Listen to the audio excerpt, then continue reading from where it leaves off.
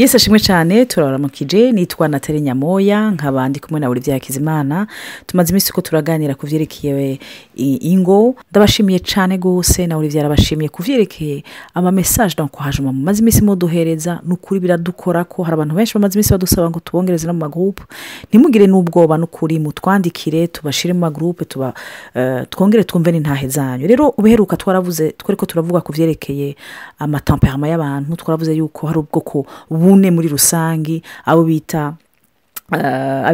les sanguins abita les colériques abita les phlegmatiques na les mélancoliques twaratangwe kubereke kuvuga aberitwa abasanga c'est-à-dire afite amaraso ashushe cyane nka Olivier muri rusange twavuze ko ari abantu bakunda abantu bari amical bakunda kuvugisha abantu bakaya facilement ubugenzi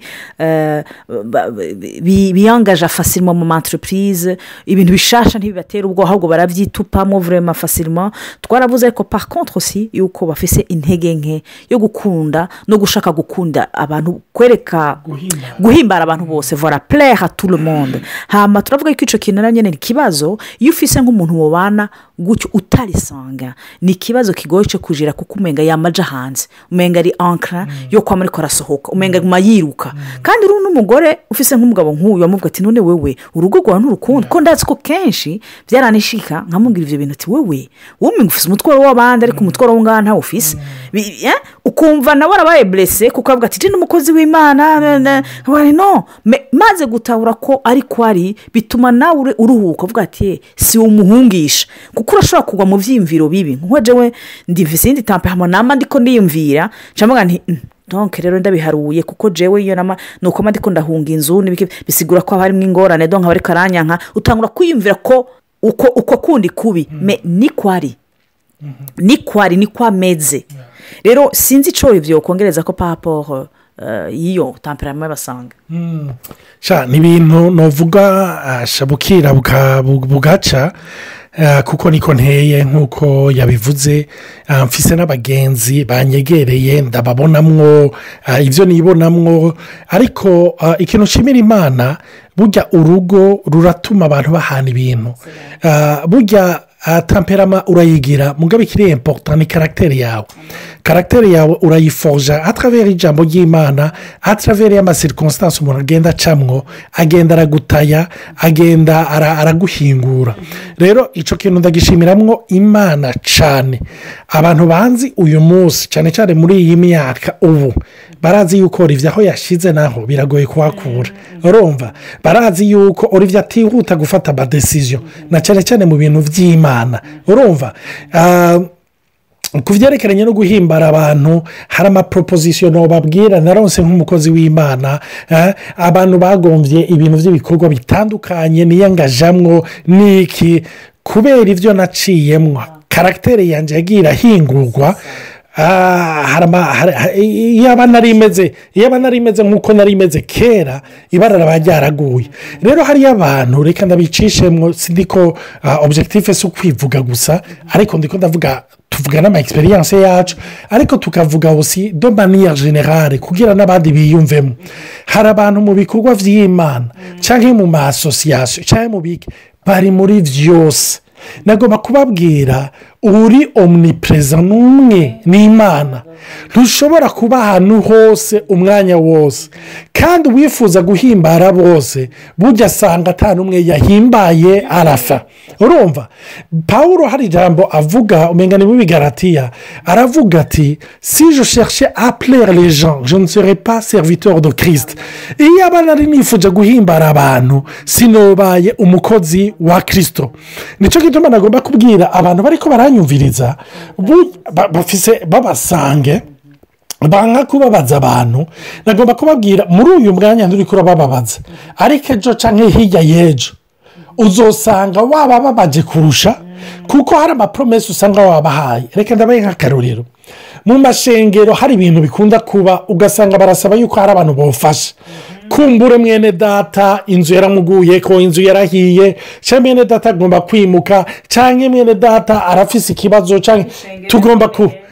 tugomba kubaka cyangwa tugomba kugura ama instrument cyangwa hari ama projet atandukanye n'ibindi bitandukanye ibi mvuga mu ishengero bishobora kuba muri association bishobora kuba muri famille urumva umusange rero urumva n'ikizimyamoto ni ukuvuga ibintu byose birimo ingorane ni ukuri yumva yo kwitanga yumva yo hajya kandi rero n'ubusange usanga kenshi buradetermina n'ubuzi umuntu azokora icyo nacyo tuzokivuga ko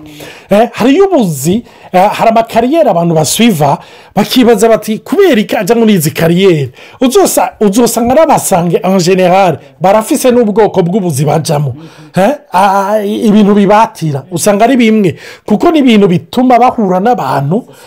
bagashobora kwitanga rero nicyo gituma ndiko ndavuga icyo kintu hariyo karagiteri imana igomba gukorera mu muntu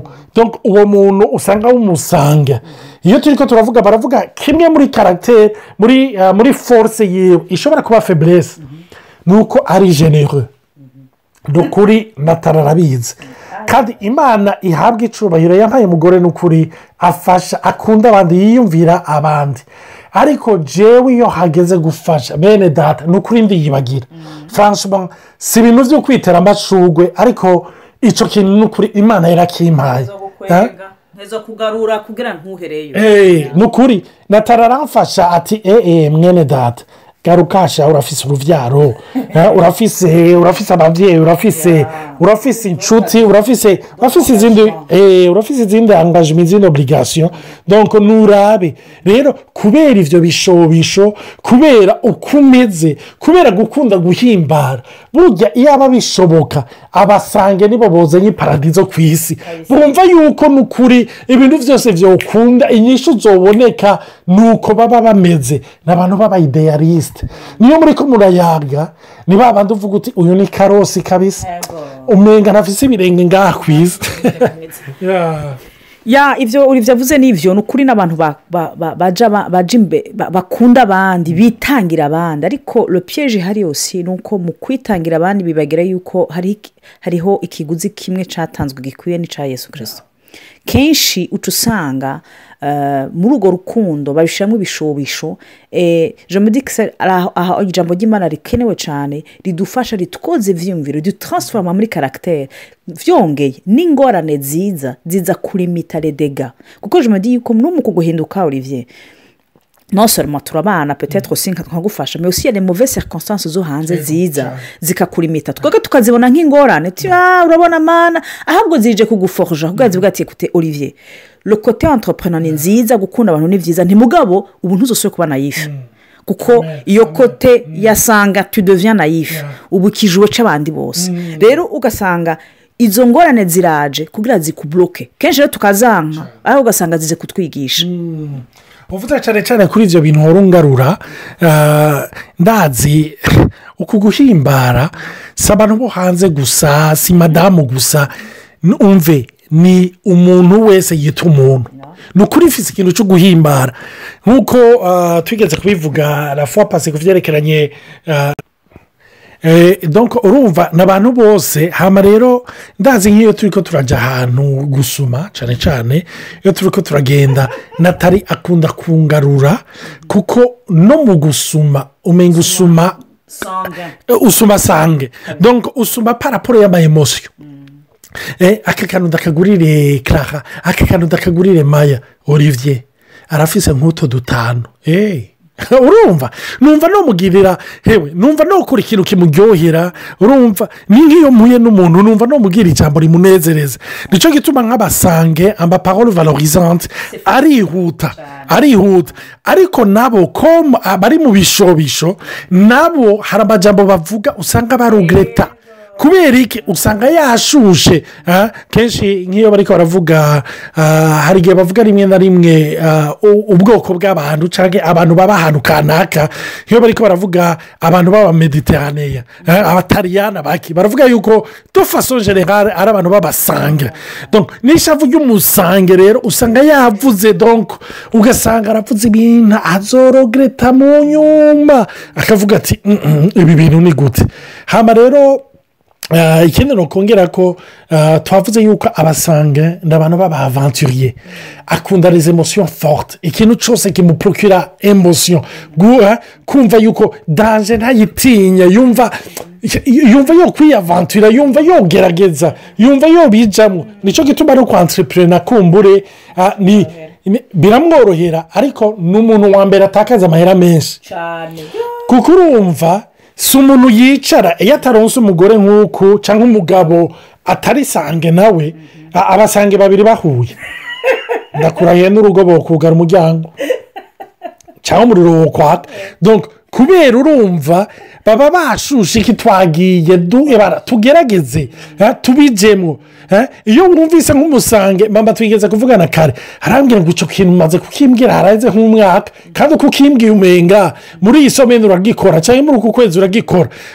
waba wumva iyi poroje ngira ndayikore ariko hakaca haza ibindi bishobisho biduza iyindi poroje iyo poroje ikaciza iruta iyindi ukaca usanga rero umuntu ari instabile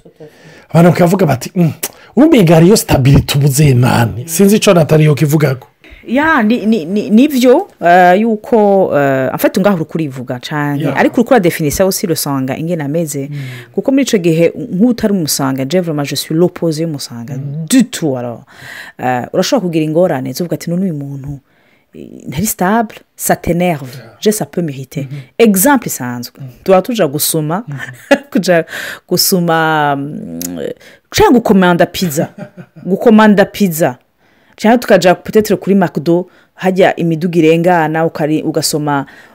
ugasoma menu hama ukacuvuga ati ugacuza gutanga komande Olivier rero ni wa wundi avuga ati lesanga bien sûr umenga afise umwanya wose umenga abantu barumvika donc umenga umwanya n'uwiwe canke ari à l'aise avec les gens très à l'aise ku buryo il a le choix, il fait les choix ashaka buhoro buhoro alors ko uwundi muntu bishobora kumujena rero hariho des fois le tempérament d'Olivier shobwa non ntivyumvikana ukumva ukura ribwa kubera iki kuko ça peut réveiller en toi le contraire muri ico gihe iciza no kuvuga uti Imana uyu muntu si jewe no kuruhuka kwamenya ni kwameze ni kwari vyukuri aussi nk'amaproje nabonye akunda kwa entrepreneur genda umuntu banza gufata umwanya kabisa ugira projet ndayimire nibindi bintu mais muri mu mana ikiryoshe nuko ucureka mwe yera ko ati Imana yashushe ndagusabye niba kivuye iwawe niba vyukuri kivuye iwawe ucatse kibandanye caka niba kitavuye iwawe ukizimye kuko iyo energy baba bafise ni nziza yiguye mu bintu byiza yigiyemo iyo ntavuga niyo kiguye mu kintu c'Imana ni extraordinaire ariko iyo kiguye mu bintu bitari byo ucumurindira ukavuga uti Imana ni wowe uza kumuzimya ni nka ya investissement tugeze kuvuga ko yarigeze kugira mwa écoute ngenda mureke aravyumvamwo mais je sais que ça ne va pas aboutir le plus important ce n'est pas de condamner l'autre uvuga ati naye kubwiye non c'est de soutenir kuko ni kwari ni kwameze hama ukacumusengera hama à travers ce genre d'épreuve niho abona yuko ibi nivyo ibisivyo sivyo kubera ndazi ko si c'est force ziranuhisa aussi ziramfasha kuko muri phlegmatique mwese canke abo bita ba melancholique namwe ntaho mwoja kenshi usanga uwo musanga arabarerura émotionnellement c'est très bien mais en même temps vyose ni soko riva ku Mana ni kureka Imana vraiment byukuri ikadupurifya ikadufasha nama experience je me dis ko nama experience twita ko ari mabi aradufasha cyane mfatiye kuri ico kintu Nathalie yari karavuga yuko profita nk'aba point positif hobo hari igihe mparura nkaraba nkavuga nti Nathalie urazi yuko majorité y'abagenzi ufise yarabagenzi banje au départ mpora ndamucokoze ntiwo waranyivye abagenzi bose warabatwaye donc nico kintu kuko narakriya amitié facilement hama nawa akamenya ingene azicultiva akamenya n'ingene azigarda bikaba rero ibintu vy'agaciro sur la durée urumva bimara umwanya donc ico kintu novuga umwe wese muri temperament yiwe uriga ukamenya donc iyo faiblesse ingene uyihinduramwo force ingene iyo force nayo utinya yuko iba faiblesse kugira ngo ntibibe ibintu birenze urugero donc nico gituma rero iyo turiko turavuga ivyo vy'amatemperament ni ukumenya n'ikintu kikurimwo donc gishobora kugukorera ibara cyangwa gishobora kugushikana aho ubera umugisha abantu benshi hama rero nk'ico Nathalie yavuze nakivuze hari ahantu Imana igucisha ikagenda igukanyura urumva kuko objectif ya mbere cyangwa objectif nyamukuru zitwara umuntu w'umusanga ni ugukundwa n'abantu kandi ntagomba gukundwa gusa finalite si ugukundwa finalite kuko wewe akeneye kuryoherwa monde ya amusement niyo monde yiwe nicyo gituma par exemple genda afise une sensibilité extreme ni ukuri iyo umuntu ariko aravuga maragire ko nkunda kuvuga nkunda gutera inkuru nkunda kugira iki ndafise iyo sensibilité na developye kuko nanka kubabaza abantu hari ikindi nacyo nize maragire ko nzi kuvuga cyangwa nkunda kuvuga hari ikindi nize ni ukuri ubu turi kumwe na Nathalie hari igihe muravuga mbega ninde asigaye ari isange ninde asigaye kuko Nathalie hari igihe tuba turi kumwe ubunye nkiro turuvane wakunda kuvuga nanjye ndanumye Nathalie niwaguma yemera ni inshuti yanjye garuka wibuke ibi n'ibi donc n'uwo mugisha Imana iguha kubera ama experience burya kwibona ni byiza bene data reka ndabisubiremo kwiboma biragira amakonsekanse ababaza ariko kwiboma ni byiza kandi burya kugira ushikire perfection si perfection existe nagomba kukubwira uca ahantu ugira ibidunduri uca ahantu ubabara ariko ugaca ahantu wiga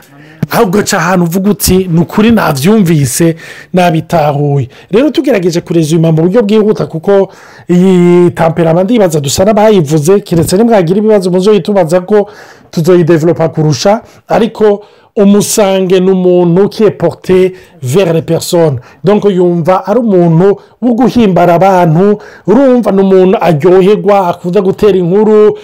ni umuntu rero mu mafebrese yiwe usanga ari inconstant kuko iyo tuvuga umuntu ashuha burya ubushuha ni wakanya arumva donc murashobora guhura rende yashuhiye ide proje mugira mufata igihugu cyose maradi mugahura ati ebana ni ukuri ibyo ntabirimo kandi kuko afite iyo force yo kumobiriza no kugira iki ashobora kukumobiriza mu bigukanyisha nk'uko ashobora kukumobiriza mu bigushuhisha arakunda aventure ni umu entrepreneur hamba kote novuga y'ibyo tukwita faiblesse navyo ni umuntu rimwe na rimwe usanga akenera wewe ibintu kenshi biri superficiel nicyo gituma ushobora gusanga umusange ari umugenzi w'abantu bose ariko mbwira waba umugenzi w'abantu 100 urumva donc kubera iki wewe wakunda l'amusement muryoherwe mutwege rero ivyo bintu vy'abakode bijamwo kure bihava bigorana bice bimuruhisha nico gituma rimwe na rimwe usanga ari abantu usanga bari superficiel mugabo Imana nawe iramwigisha ikabwereka iti hariyo profondeur ngomba kugushikanamo nterera kujanamo rero ndibaza ko sinzi ko natarafise ivyo yovuga ko arangiza hama adusengere asengerana cyane abo bantu b'abasange bahora babona ayo mafeblesse kumbure yemerja cyangwa abantu bubakanye n'abasange bababajwe n'amafeblesse yabo kugira batahure yuko niko bateye ariko abo nabo batahure ko ari Imana yonyine yo bahingura amen. Data turagushimira yuko waturemeye ku bwawe waturemye ku bwacu waturemye ku bwawe ndagushimira Mana kuri temperament zose waremye kuko waziremye pour ta gloire si ku bwacu ni ku bwawe ndasabiye aba bantu bimenye babonye batahuye ko arabasanga bige Mana atepye bige Mana kubanza kurunga urukundo ruvuye wa kugira bashobore gukunda abantu neza Mana ntidushobora gukunda abantu tutaronse urukundo twavomye wawe ndakwinginze Mana uduhe ubatahuze babe ambasaderi b'urukundo rwawe Mana bongere ubakize ugukundwa no kwikunda akaza mu bantu Mana ndagusabye Mana ubafashe ubagendere ubigishe nzi ko icyo watanguye muri wari uzogisozera Data ndasabiye n'abantu bubakanye n'abasanga Mana ubahe ukwihangana ibintu badatahura kandi ubahe ugutahura yuko sibo bategezwa guhindura cyangwa gufasha resanga bategezwa kuba des aides Seigneur baba inspiré par toi ndabigusabye mpemu yera ugendere umwe wese ariko urumviza izi audio umufashe mu rugo rwiwe ni mu izina rya Yesu Kristo ndabisaba amen.